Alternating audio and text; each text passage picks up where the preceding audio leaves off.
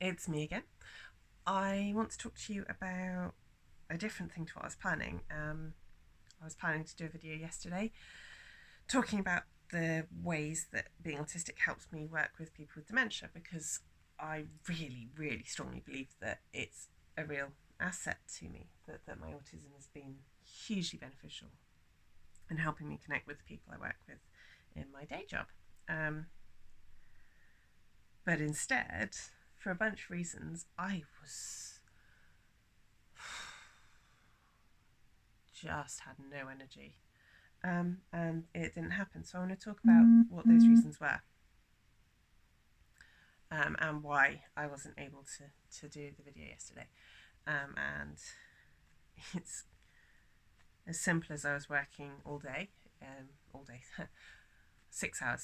So my main job working as a healthcare assistant, most people do 12-hour shifts.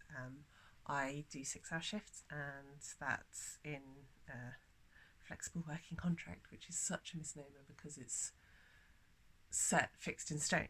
It's rigid and formal, and they can't keep changing it and putting it because I couldn't cope with that, and I can't do a 12-hour shift. And that was really easy to explain before diagnosis by saying I had a toddler, and saying that because of my fibromyalgia and needing medicine for that, it was messing me up doing afternoon shifts, so I had to stick on mornings.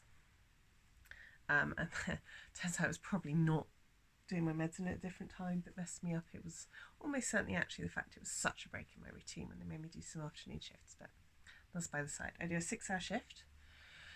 I get a bit of flack from some of the older school carers who've been doing care for 30 odd years, who make a big thing about how I'm a part-timer, even though I'm in 4 days a week and they're in 2 or 3.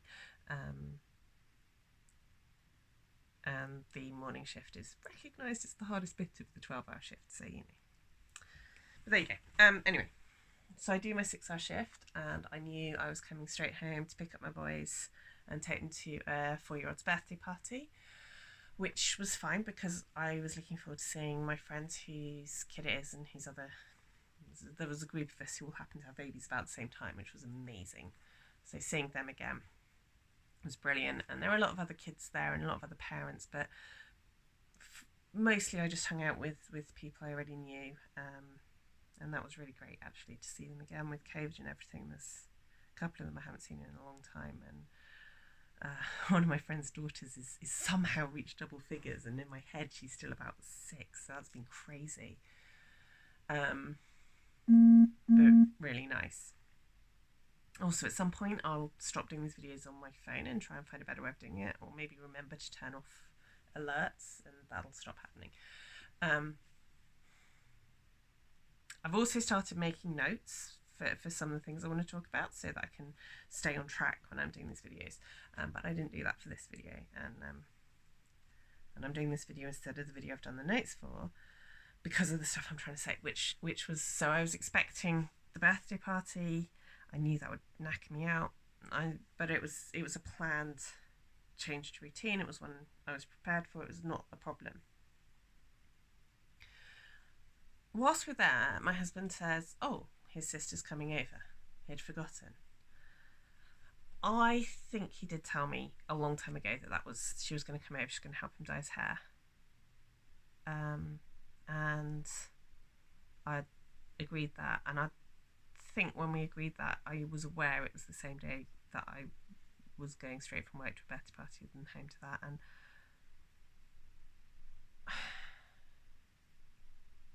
I'm not sure.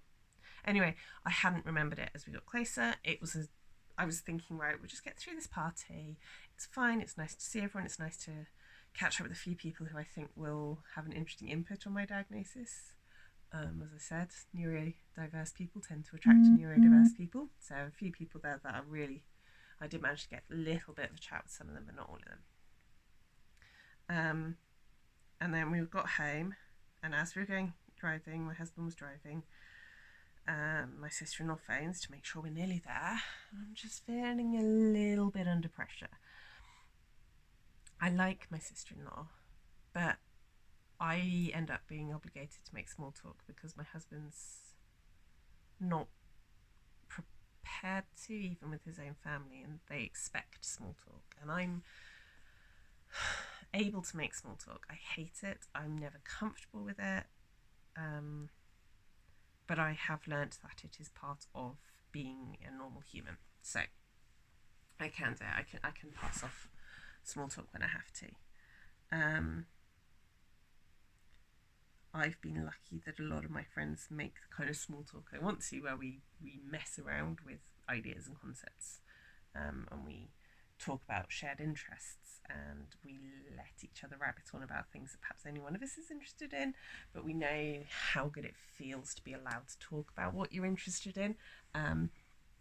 So we let people do that rather than having to try and rein it in, which I find myself having to do. I find a topic I'm actually interested in talking about, and I realise everyone around me is just desperately trying to change the subject, and I'm not letting them because I really don't want to, because I finally found something I'm confident on.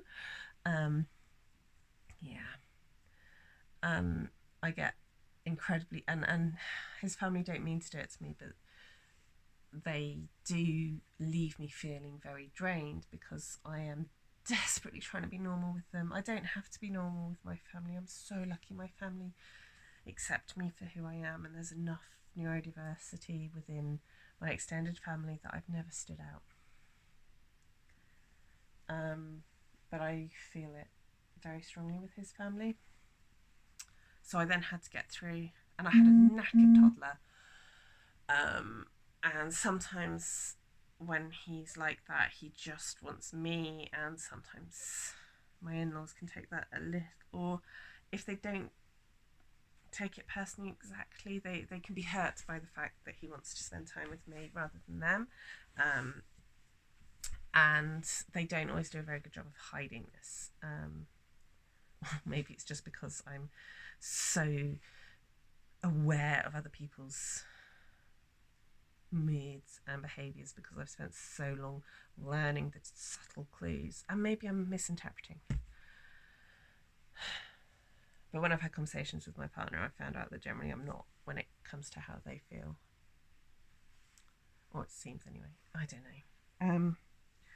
Fortunately, he was quite happy to spend quite a bit of time with Auntie Tina, and when I started to make his bedtime noises, she didn't get in the way of that, which sometimes she does. I think she'd like to be more involved at bedtime, but that messes up the routine and makes it 10 times harder, and it's really hard anyway at the moment because he's finally sleeping through, which means he doesn't want to go to bed as early because he's not needing as much sleep or something. I think that's what's going on, but it's quite tiring for me.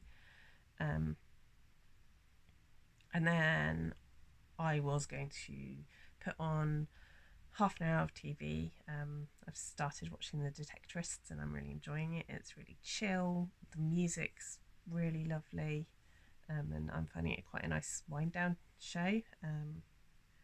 Although some of the episodes can leave me feeling a bit sad at the end. And I felt like I couldn't do that, and I had to continue to socialise with my husband and my sister-in-law, because it would be rude not to, and I have spent a lot of my life being told I'm either rude or I'm lazy or work shy and all these sorts of things, and they've had a real impact on me, and I am really frightened of being told that I'm lazy or that I'm rude. I really hate being seen that way, so I try not to be, and that I guess ties in with loads of the other stuff that comes with being autistic.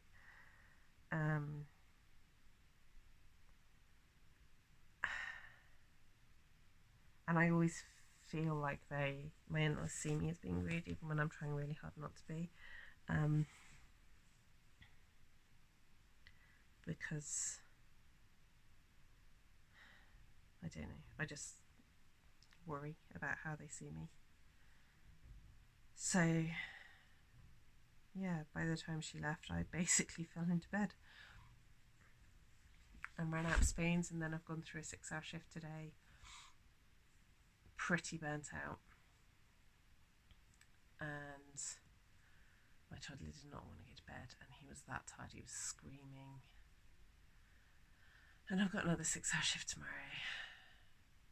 And it doesn't sound a lot, but any of you who've worked in health and social care or anything like that will probably understand why I'm feeling a bit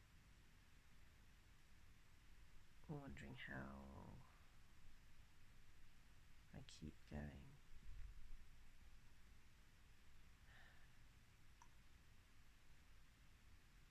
But I'm stubborn, I guess. So I do. And I still managed to do a good job.